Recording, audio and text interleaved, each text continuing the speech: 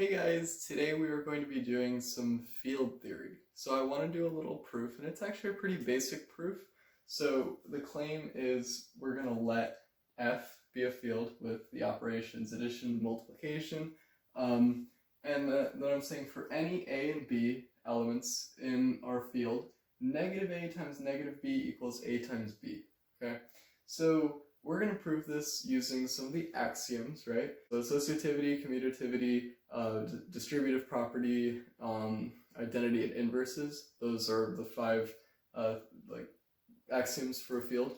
So and they apply to both operations, right? So let's begin with the proof. So we're going to say we're going to start with the fact that negative a times negative b, and again, this just means it's multiplied, the multiplication is implied, so, you know.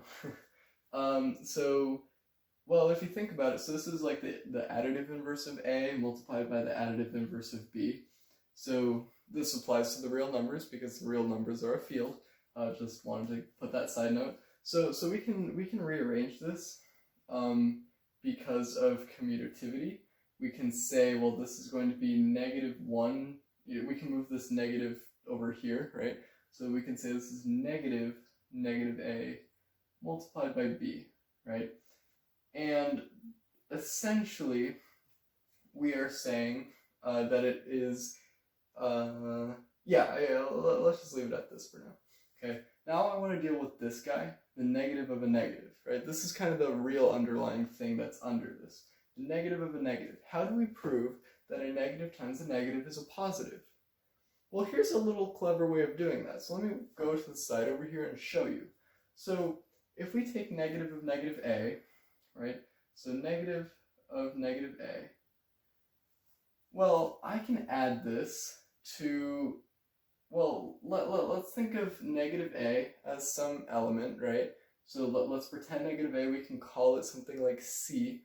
So let me actually do it. So let's say, let negative a equals c. Actually, let me pull it down a little more. So let me do it this way. So yeah, let negative a equals c, right? This is again still in our field, because this is the additive inverse, so I'm just calling it something else, right? So it's in our field. So then we're going to say that c plus negative c equals 0. This is the inverse axiom, right? So c is just negative a, right? So negative a plus, well, negative c would be negative of negative a, right? So it would be negative of negative a. And this equals 0. Okay, well, there are two ways we can proceed. First off, we can just, compose a on both sides, like the additive compose, so we can just add a to both sides. But what you can do is you can recognize that, well, negative a plus what gives you 0?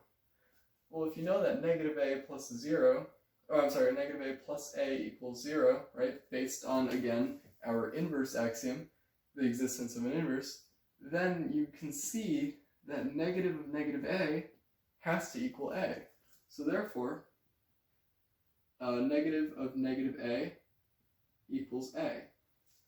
So I know I've structured this proof weirdly, but like formally you would do it in a more structured manner, but I kind of just wanted to do it this way. So you can see that negative of negative a has to be equal to a.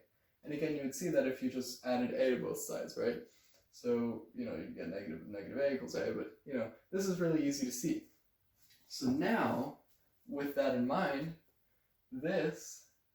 we know that, oops, that's bold for no reason. We know that the negative of negative a is just a, right? And then we still have the b. And this is proven. Like, we proved what we wanted to show. So this is a successful proof. And most of the proof really was just showing that negative of negative a equals a, right? And you didn't have to do it this way. Originally I wasn't going to, but then I was like, it's probably better to. You can just kind of think of this, and then from there you can see that. But yeah, most of the proof is this, and that's kind of what I wanted to drive home. But this is kind of just like a little application. And it really makes sense. Like it's a question like I remember in middle school I was thinking like, negative, like it's like negative times a negative is positive. Where does that come from? I didn't really care much past then, but you know, then now it's like, oh, I can prove it using field theory. So that's what I did. And yeah, I hope you guys really enjoyed this result. And yeah, I will see you in the next video. Bye guys.